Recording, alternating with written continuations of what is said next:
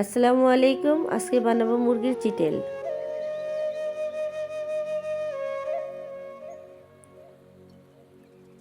প্রথমে কতগুলো মুরগির টুকরো নিয়ে নিলাম।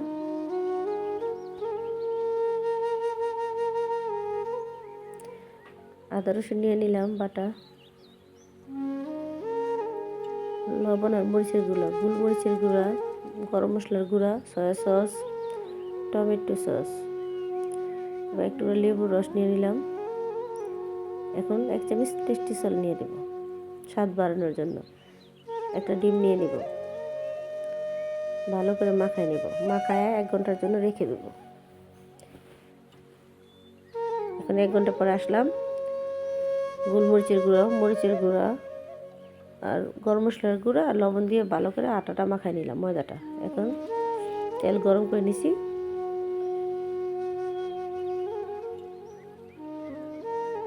একটা একটা করে ভালো করে আটার সাথে মাখায়া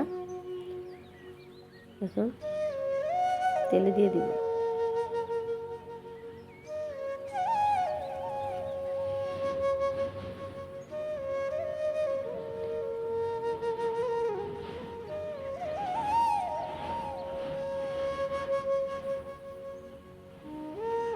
এই যে ভাজা হয়ে গেছে।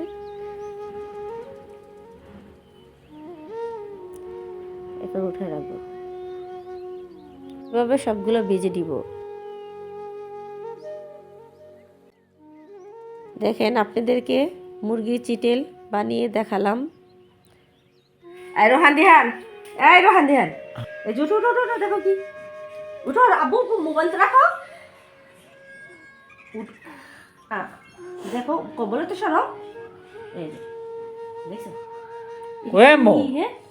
তুমি আমার দিতেছ না খেরে।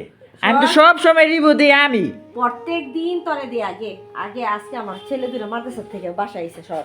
এটা কোনো কথা হইলো? আজকে ওরা খাই। হ্যাঁ আম্মু দেখো তো কি হইছে, কি এখানে না নাস্তা দেখো। আমি একটু খাই। না না, হেই, হেই। আগে ওরা দুটা খাইবো। দেখো তো আম্মু। আচ্ছা একটু একটু করে খায় দেখেন আপনারা। রোহান আস্তে আস্তে, হুজুর আস্তে, খাইলে তো পেটটা বাইরে যাইব।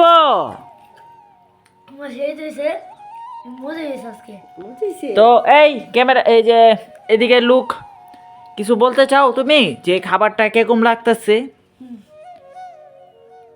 দিহা নাচতে আমার খাবারটি কিন্তু কইমা দিতেছে। প্রতিদিন যে তুই খাস আর মাদ্রাসা থাকে। সবাই ওদের জন্য দোয়া করবেন। ওরা কিন্তু মাদ্রাসায় থাকে। 15 দিন পর পরই আসে। 15 দিন পর পরই আসে। তো আমি সবসময় রিভিউ দিই আর কি। আজকে আমার কপালটা খারাপ যে রিভিউ দিতে পারতেছি না। রিভিউ দিলে কি হয়, ধরেন মনে করেন এগুলোর ভিতরে আমি বাচ্চা সব খাই নিতে পারি, ভিডিওটা ভালো হয়। আর এই যে দেখেন কিভাবে খাইতেছে আমার জিনিসগুলো। সবার জন্য সবাই দোয়া করবেন। দেখা হবে অন্য কোনো ভিডিওতে।